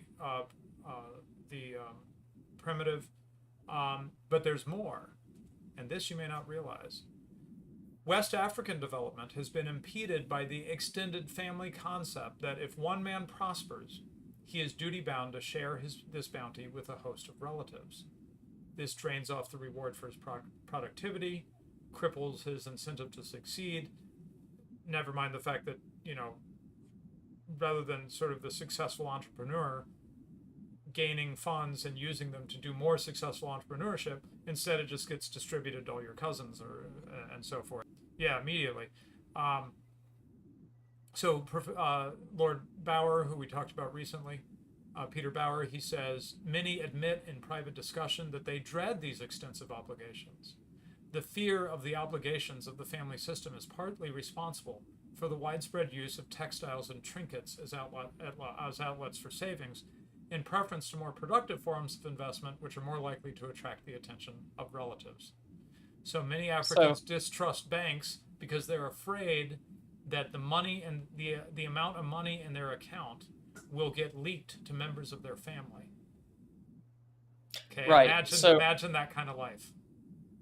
When I presented this in class, we had a couple of people that were studying that originally came from different countries. We had one from South Korea, if I remember correctly, and one from Tanzania, both of which have a much tend closer to an extended family system when compared to what we have in the U.S., which I don't want to call it a nuclear system because it's been so terribly perverted. But this is a very real thing where there is just a complete disincentive to really produce more, just because it gets distributed to such a wide range of people that none of it really ever comes to fruition, even for the people receiving the income. Just because there's such a large amount of people getting so little because you don't want to invest anything in it because you can't use the returns on it for anything. It just gets basically divided to such a minute number and thrown at people that it just leads to this stagnation. Right.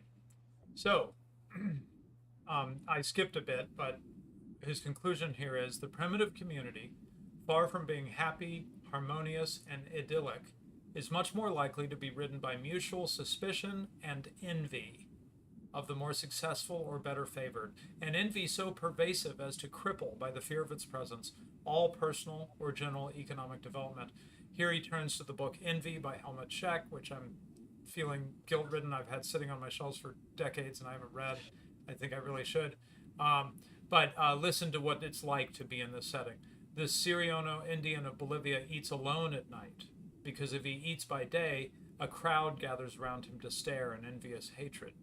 When a tribe of Pueblo Indians showed the beginnings of specialization in the division of labor, the envy of their fellow tribesmen impelled them to take measures to end this process, including physical destruction of the property of those who seemed in any way better off than their fellows.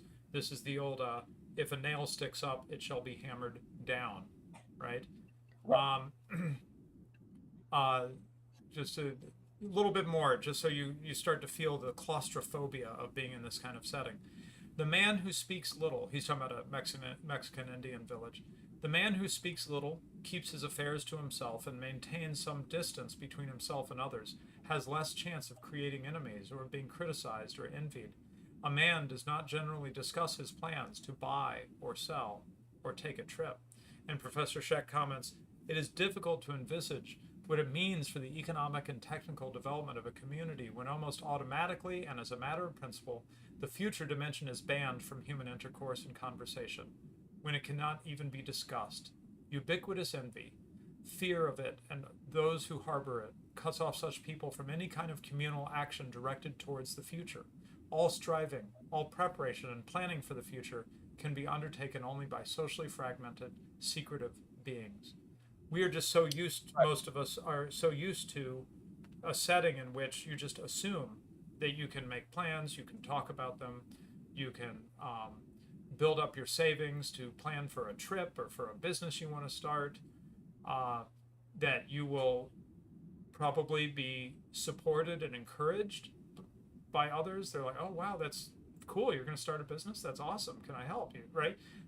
As opposed to people just view you as, a threat, basically. Your success is a threat to them, right? Right. A threat, or you should be giving that to me, not going off to do your own thing.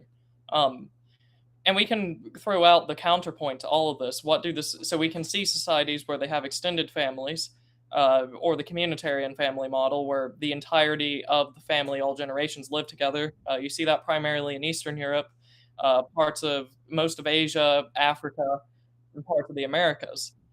The only outlier for a rich or developed country or area would be Central Italy, which I think that we can probably place their prosperity down to their political organization, and I'm sure other people in our sphere would place that down to genetic factors and all this other stuff. Where was the nuclear family prevalent? Denmark, South Sweden, the Netherlands, England, and northern France, primarily, all of which were very, very prosperous and went on to control large swaths of the world at various different points in time. So you can see here kind of how this can influence a society just by looking at which ones had what different family models. So I wanted to share one more passage and then we'll talk about institutionalized envy. Who is this? Yeah, okay, Reichel Dolmatovs, talking about the Indians of Aratama in Colombia. Every individual lives in constant fear of the magical aggression of others. and the general social atmosphere in the village is one of mutual suspicion, of latent danger and hidden hostility which pervade every aspect of life. The most immediate reason for magical aggression is envy. Anything that might be interpreted as a personal advantage over others is envied. Good health, economic assets, good physical appearance, popularity, a harmonious family life, a new dress. All these and other aspects imply prestige, and with it, power and authority over others. Aggressive magic is therefore intended to prevent or to destroy this power and to act as a leveling force. And we'll get later to, anyway. Okay, we'll come back to something on that. Okay, so the anthropologist Eric Wolf coined the term institutionalized envy to describe these pervasive institutions, including the practice and fear of black magic. So Helmut Scheck says, institutionalized envy, or the ubiquitous fear of it, means that there is little possibility of individual economic advancement and no contact with the outside world through which the community might hope to progress. No one dares to show anything that might lead people to think he was better off. Innovations are unlikely. Agricultural methods remain traditional and primitive to the detriment of the whole village, because every deviation from previous practice comes up against the limitations set by envy.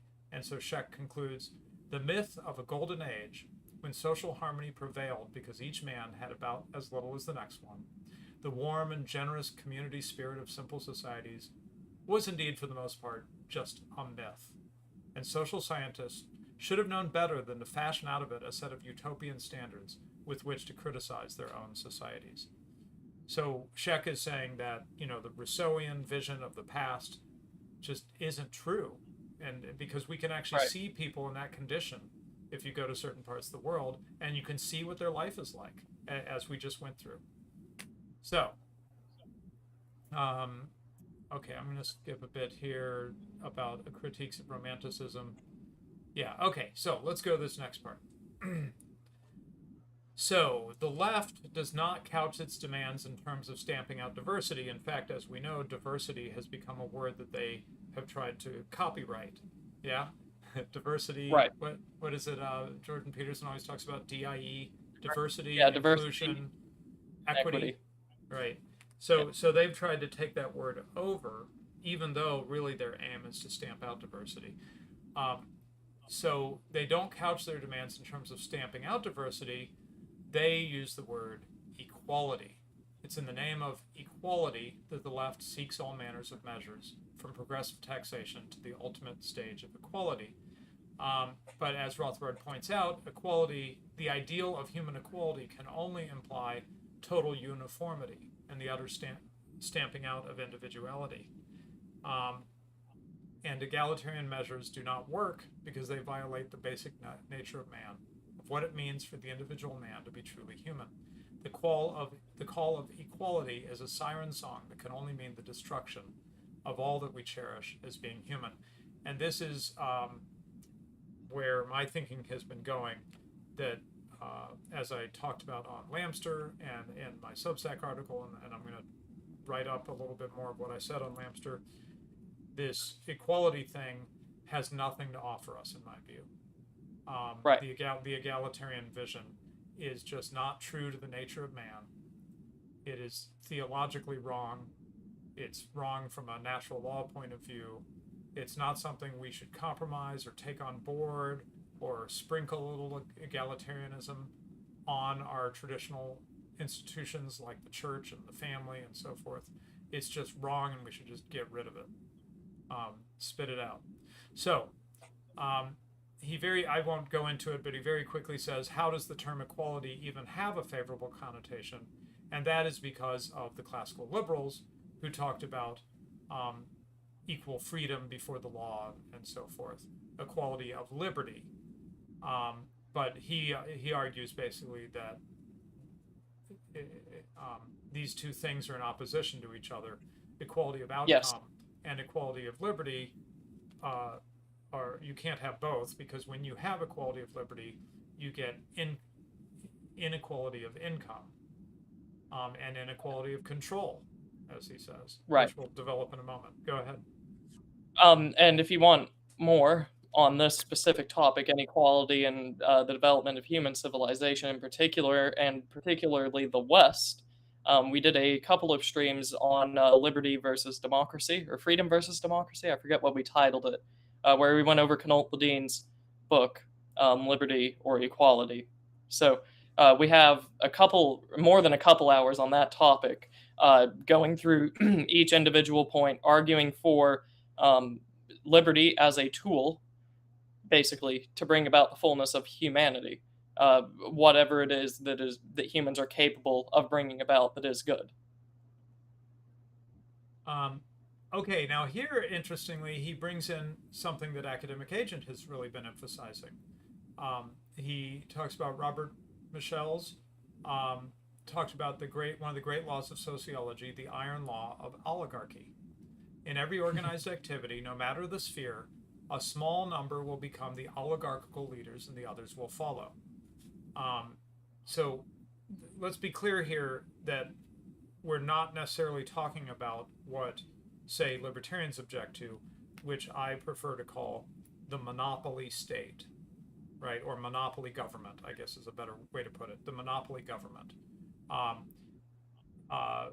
Because there's no tension really between the observation that we're about to talk about and objection to monopoly government. And I'll explain that in a moment. So what does this mean, this iron law of oligarchy? It means that ability and interest will select those who rise to the top. The best and most dedicated steel producer will rise to the leadership of the steel corporation.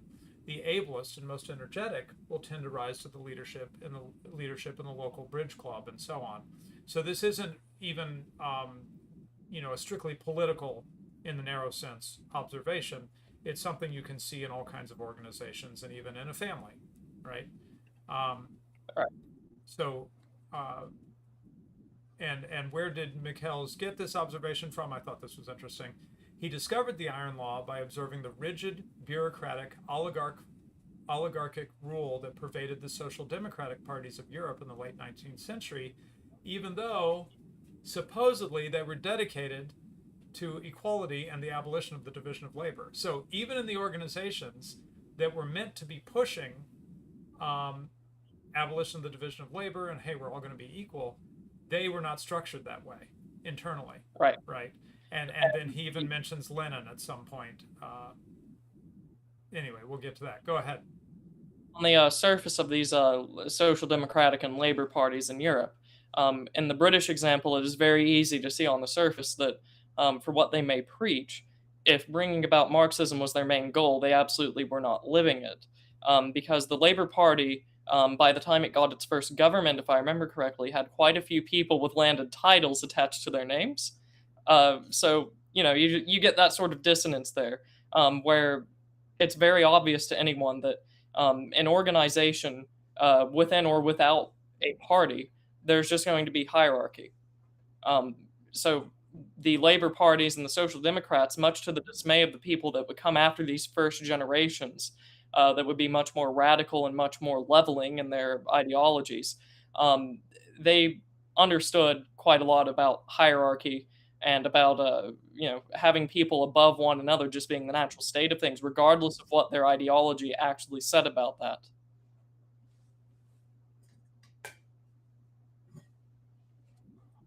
Okay, so this part is mostly amusing, but let's hit it real quick. So in the New Left, Rothbard talks about how they tried to escape the iron law of inequality and oligarchy. And they tried to end elite leadership within their organizations. So they came up with the concept of participatory democracy. And the idea there is each person would participate equally in all of the organization's decision making. Well, step back and think what that looks like for everybody to participate, right? Well, here's what it looks like. Anyone who has sat through sessions of any organization engaged in participatory democracy knows the intense boredom and inefficiency that develop rapidly. If each person must participate equally in all decisions, the time devoted to decision making must become almost endless, and the process of the organization become life itself for the participants. Um, let's see. Yeah, read Jacob's comment there, Brian, in the comments, and we'll try to come back to that. Read it out. No, Or I okay. just All right. want Yeah, you I to miss see it. it. Don't want you to miss Yeah. it and Right. have it scroll off, but we'll come back to it. Okay. Yeah. Okay.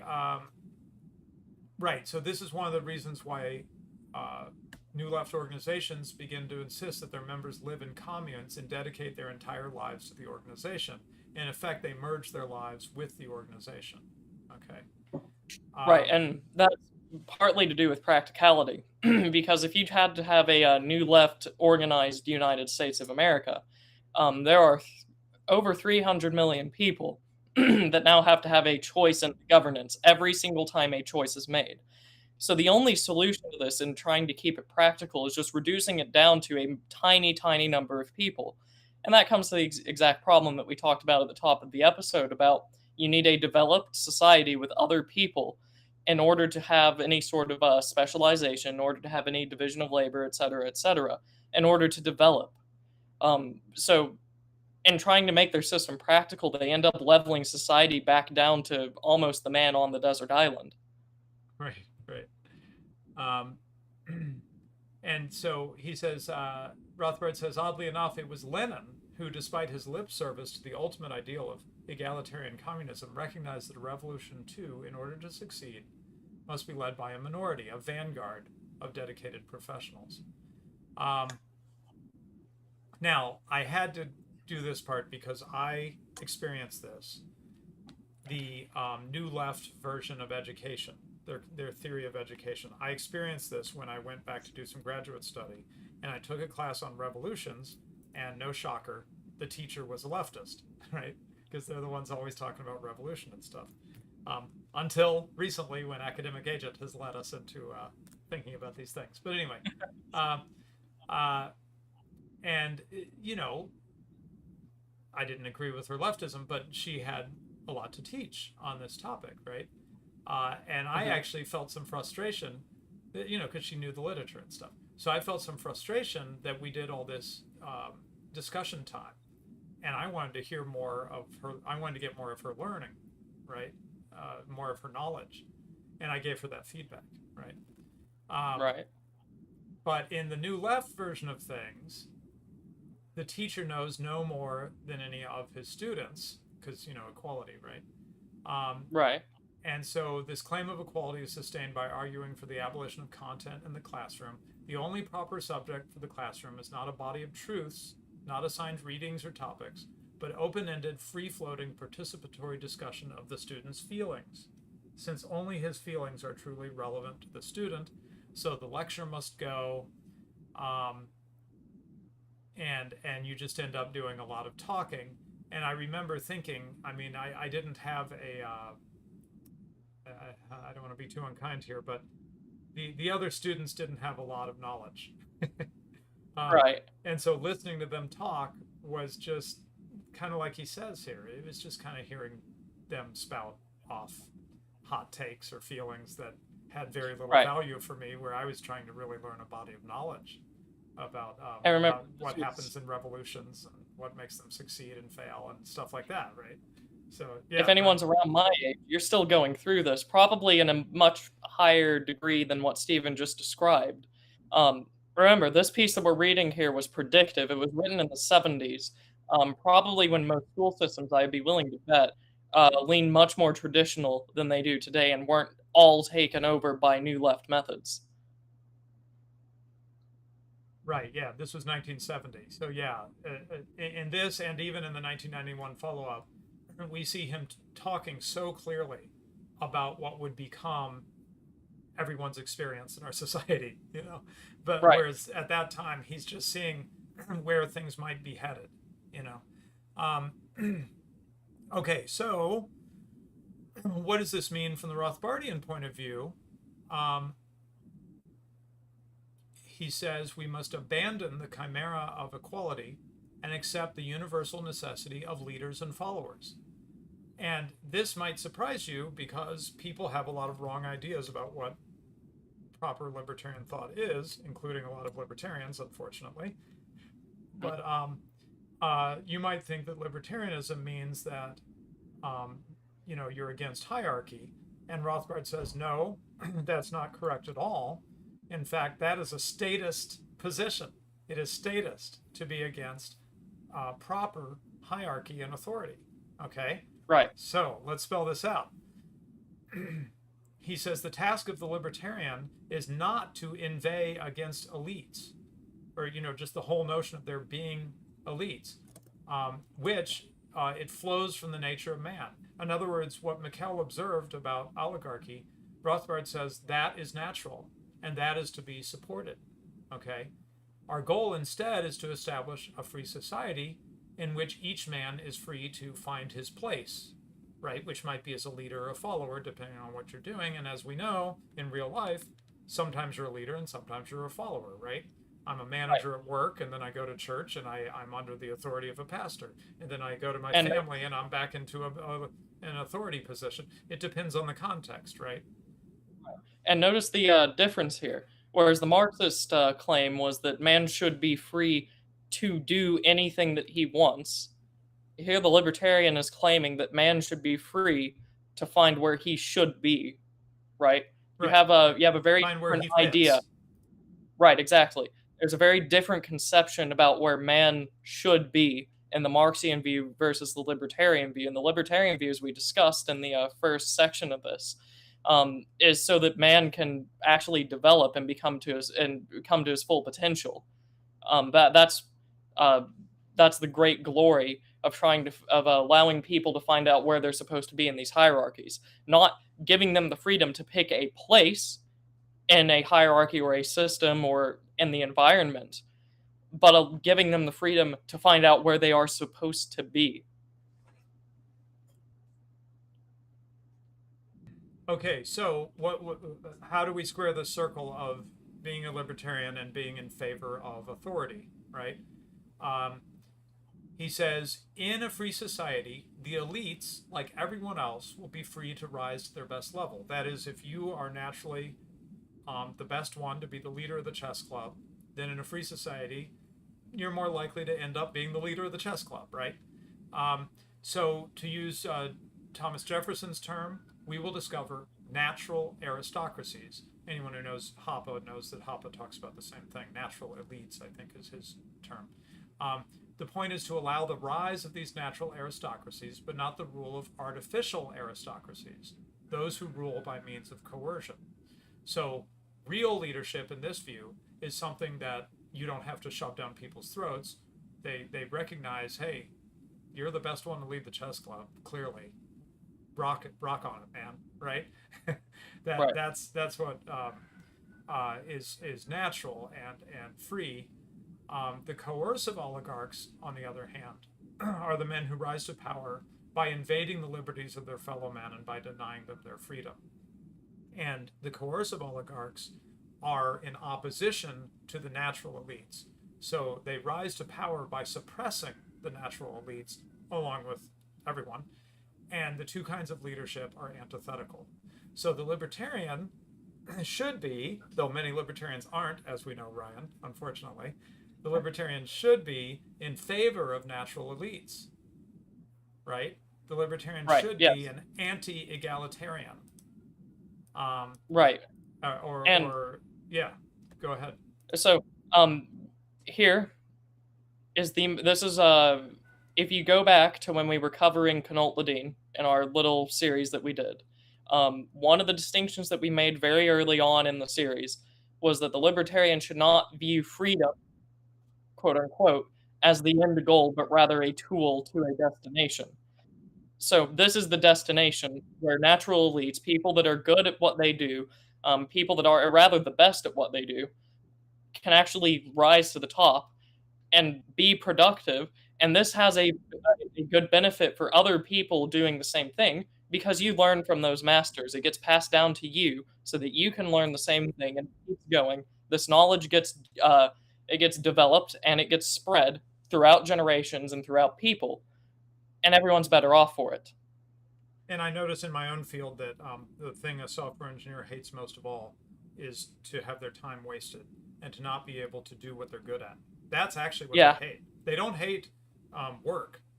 They hate being forced to do something that isn't really fulfilling their skills, right? Right. They want to use their skills, right? And that's what Rothbard's talking about here, allowing for that to happen and not suppressing it through envy, coercion, etc. Right? Okay, so we are almost done. Yeah. H.L. Menken. I would read out that. Yes. Good. And then I was about to say, read out that quote. Yeah, we're going to get out the other. We're going to finish this, and then we're going to do his follow-up to this and wrap it up. Okay. So, the libertarian view of freedom, government, individuality, envy, and coercive versus natural elites has never been put more concisely or with greater verve than by the great writer H.L. Mencken. All government, in its essence, is a conspiracy against the superior man. Its one permanent object is to oppress him and cripple him. If it be aristocratic in organization, then it seeks to protect the man who is superior only in law against the man who is superior in fact. That is, someone who legally is given a position gets supported against someone who just naturally would be better at it, right? Right. If it be democratic, then it seeks to protect the man who is inferior in every way against both, against the aristocrat and the natural elite, right? One of its primary functions is to regiment men by force, to make them as much alike as possible and as dependent upon one another as possible, to search out and combat originality among men. All it can see in an original idea is potential change, and hence an invasion of its prerogatives. The most dangerous man to any government is the man who is able to think things out for himself without regard to the prevailing superstitions and taboos. So this passage just makes me think of a gazillion things, but one right off the top of my mind is the huge emphasis on fear that we see in our mainstream media, right? Yes. This is the new version of, the prevailing superstitions and taboos. Now it's fear of Russia taking over our government, fear of Russia taking over the world, the new Hitler, right? Right. Fear of the COVID. It changes, but all my life I've watched this happen, one after another. They're peddling some fear. Global warming. We could just go on and on, naming all of the fears, right? Keep people suppressed. Right. You could literally just describe the media as superstition and taboo, just because they print so many just bare lies that they are just feeding you superstition and then taboo because they're telling you what you cannot, where you cannot go, what you cannot think about, what you cannot believe. It sums up the media in two simple words. Yep. Right. The modern Helmut Schek, again, he makes a powerful case for the view that the modern egalitarian drive for socialism and similar doctrines is a pandering to envy of the different and the unequal. Now, let me jump to a super chat that kind of fits in here. Robin, thank you very much, says, how much is Europe's lack of this destructive envy thanks to Christianity, specifically, thou shalt not covet? I wonder if Helmut Schek actually tries to do some analysis of that, but you would have to think, Ryan, that this is a factor, that Christianity is in opposition to envy because Christianity views envy as actually a sin. Right. And a very bad sin at that. Usually it gets numbered last in the list of deadly sins or vices. But they're not ordered necessarily by how deadly or grave they are. It's more just that's the list that's just been like that, if I remember correctly. Obviously, pride comes first, and there's an argument to be made that it is worse. But in any of these sins, envy, pride, lust, gluttony, sloth, I'm missing a couple. All of these can be very destructive, not only to yourself, but to the people around them.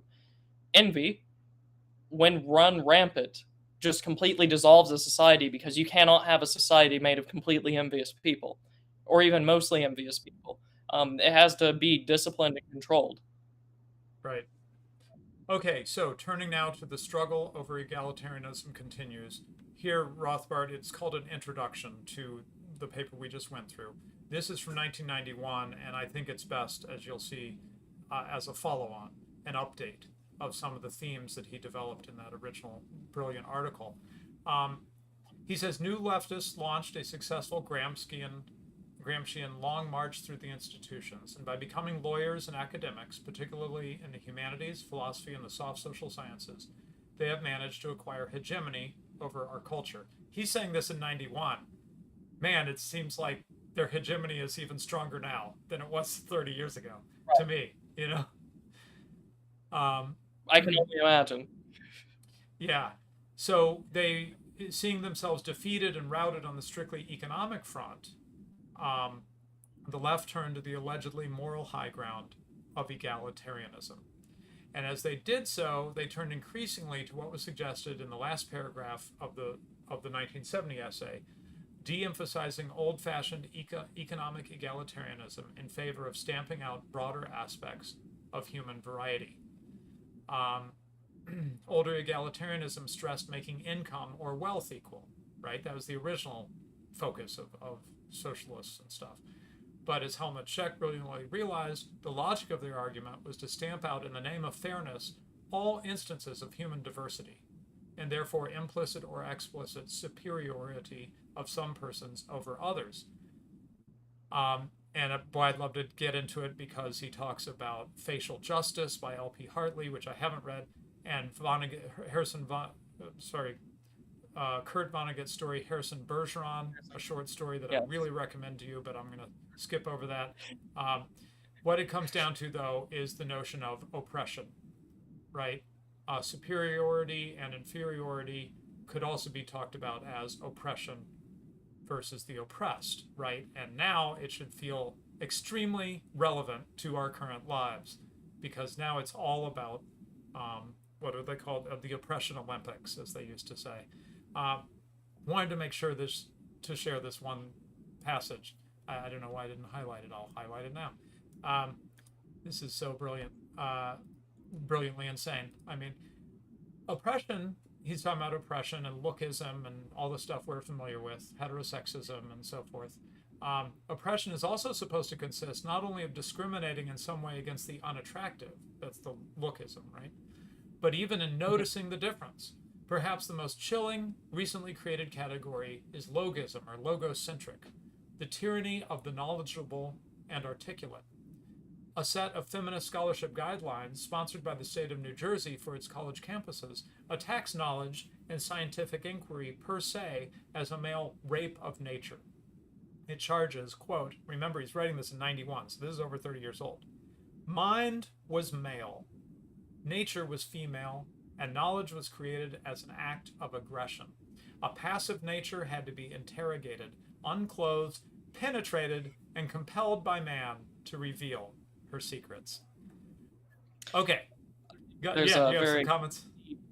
Very deep humor found here where they just admit that mind and rationality isn't male. Just entirely. I think there's a very deep irony here. Okay, so I'm going to skip some bit about group quotas. So who are the oppressed? In the regime of group egalitarianism, right, some groups are being oppressed by other groups. It becomes particularly important to take one's place in the ranks of the oppressed rather than the oppressors. So who are the oppressed?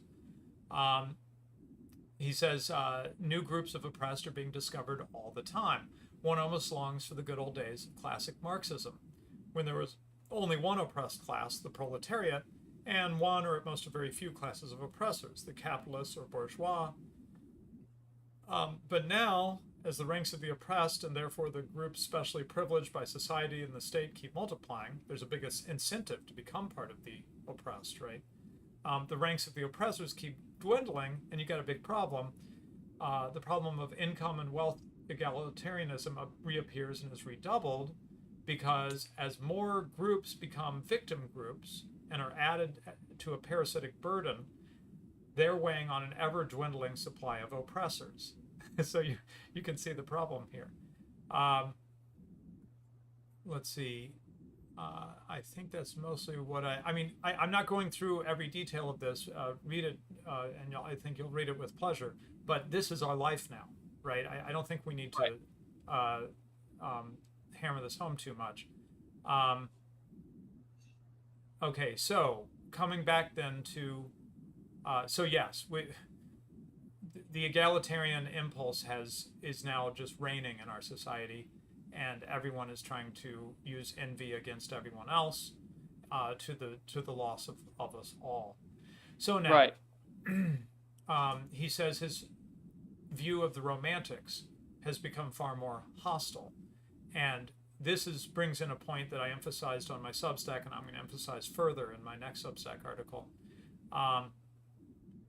Leszek Kolakowski and M.H. Abrams talked about the devotion of the Romantics, Hegelians, and of Marxism to what might be called reabsorption theology. And this view stemmed from the 3rd century Egyptian Platonist Plotinus, seeping into Christian Platonism, and from then on constituting a heretical and mystical underground in Western thought. And this is the notion that God created man out of felt uneasiness, and we're alienated because we're not the same as God and the same as each other. And so the end point of this is reabsorption into where Rothbard puts it in other places, hilariously, into the blob, the great cosmic blob. And obviously this is not the view of Orthodox Christianity, where the individual person is made in God's image. Salvation of each individual is of supreme importance, and you become sort of more yourself. You don't sort of melt into an undifferentiated mass of God and other people and so forth. Right. And so the argument here is that this is a driving metaphysics underneath these pushes for getting rid of the complexity of modern life and returning to something more simple and primitive. And yeah, that's all I want to emphasize from there. Anything, I moved quickly through those sections. Anything else you wanted to highlight? Go ahead. For the audience, I would just recommend that you especially go read the first piece that we went through, Freedom, Inequality, Primitivism, and the Division of Labor, just because there's a lot that we couldn't cover due to time constraint, unfortunately. And I would also like to point out, this is Rothbard talking about primitivism before Ted Kaczynski became active and well-known. Kaczynski, if I remember correctly, started in the mid-70s, and Rothbard is writing this right at the beginning of the 70s. 1970, yeah.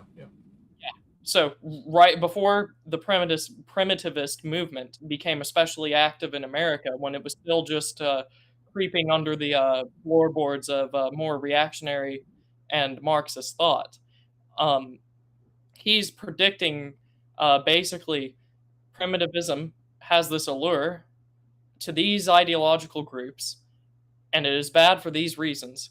And then throughout the decade, basically you see green militants, primitivists, and deindustrialization as an ideology and thought group emerge. Basically, after he puts this to paper, and I'm honestly surprised going through the introduction that he writes that we just went over in brief, that he's not he's not triumphing over the fact that he predicted all of this. Yeah, well, it gets boring to point that out after a while for Rothbard, I assume. Yeah, just one last thing from this, and then I think we'll stop. He just says that later anthropological research has strengthened the view of this essay that primitive tribes and pre-modern cultures generally were marked not by communism, as Engels and Karl Polanyi suggested, but by private property rights, markets, and monetary exchange. And he points to the work of Bruce Benson as particularly strong on that. And then he gets into some talking about how he likes Adam Smith less and less and Mises more and more. But I'll leave that to the reader. Okay, so let's see. Let me switch back to just you and me on the screen. And I think I know I got one super chat. I don't know if there's anything else to highlight. Let me see. And then we had one non-paid comment, which we will deign to notice because we're nice guys, right? Let's see. Yeah, okay, I got that. Right, so Talk let about me pull that up. We can't just be an echo chamber, I don't think. Say it again? Well, yeah, it would be nice to talk about critiques. I don't like just being an echo chamber Yeah, when yeah. discussing something provocative. Right. So Jacob was unhappy. He says, "You're going too full Rothbard." And I said, "What do you mean?" He says, "Rothbard equivocates Rousseauian primitivism with the reactionary preferences for the medieval. He likewise lumps Marx and the reactionaries together."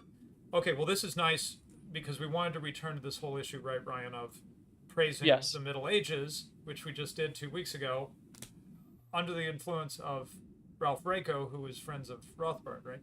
Um, Yeah. so how do we reconcile this with um, being opposed to the primitivism and to the romantics? Okay, well, I think we both have some thoughts. I'll throw one out, which is Yes. that I think that there have been political developments since the Middle Ages that I'm quite opposed to, right? And social.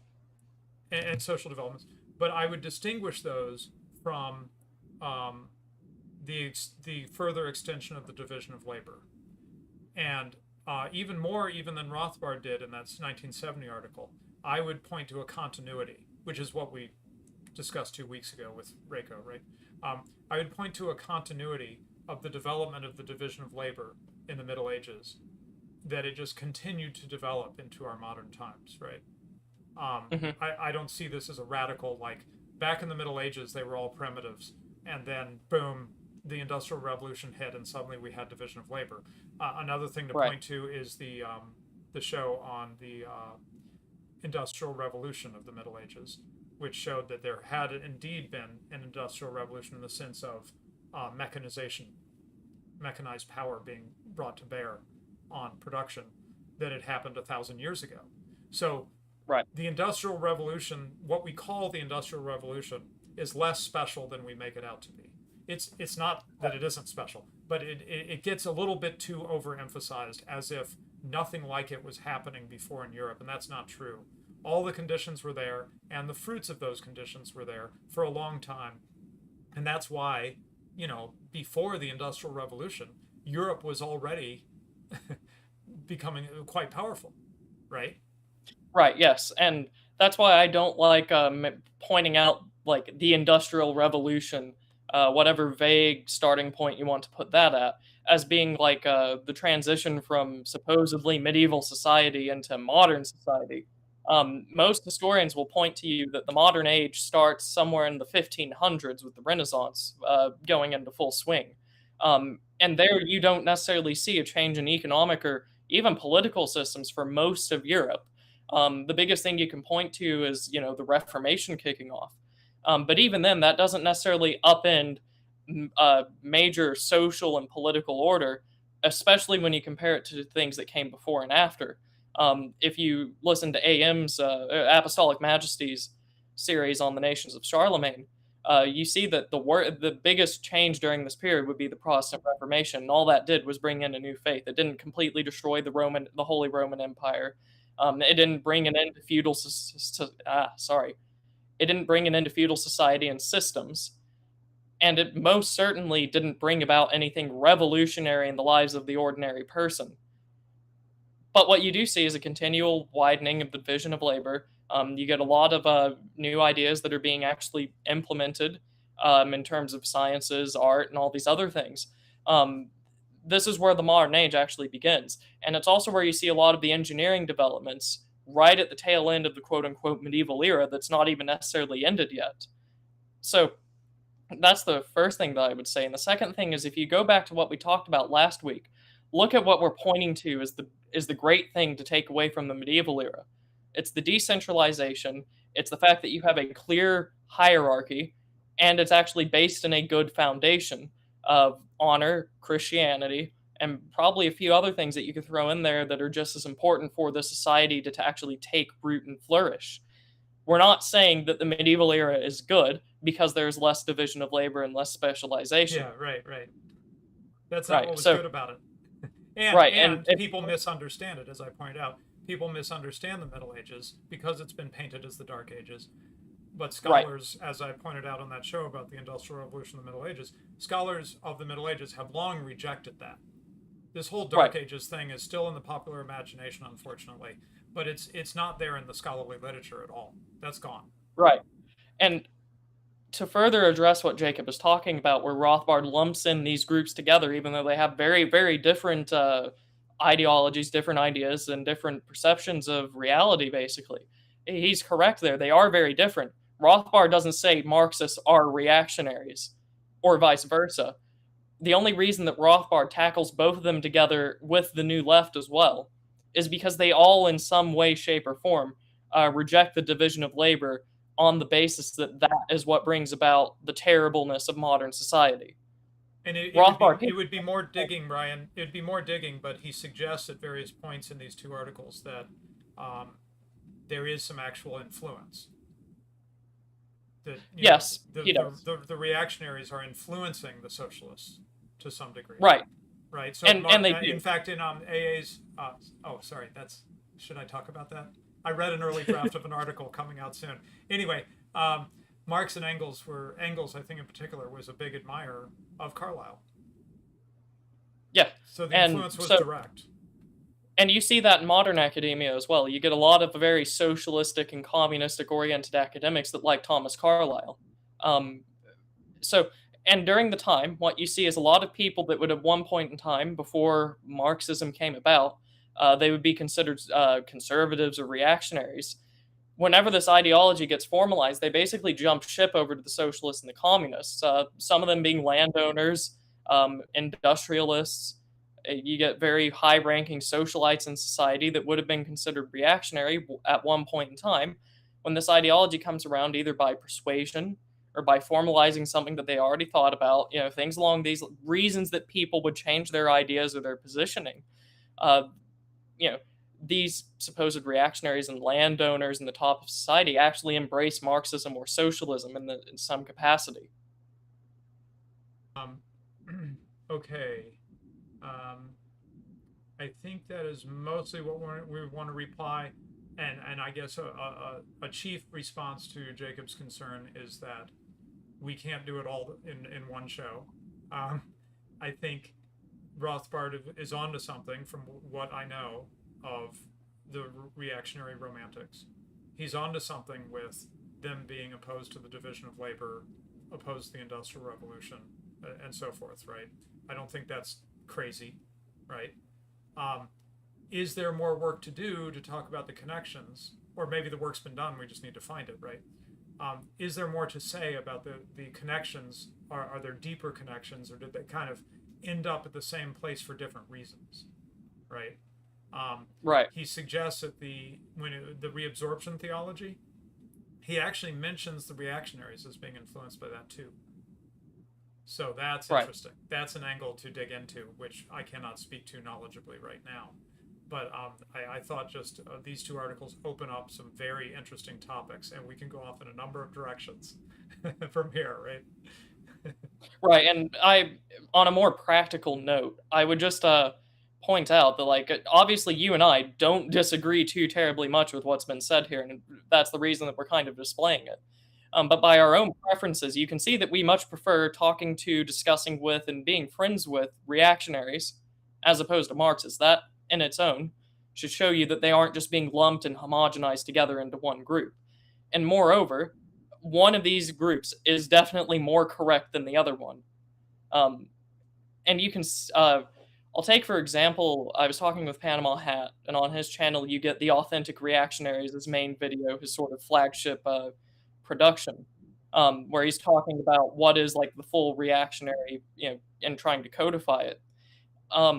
I was talking to him the other day about Richard Cantillon, which we might know as being sort of the proto-Austrian, or the founder of the Austrians, if you want to go back chronologically, the earliest, at least in terms of theory, or the father of the school, something like that. Yeah. A very early figure, gave us a lot of Austrian theory.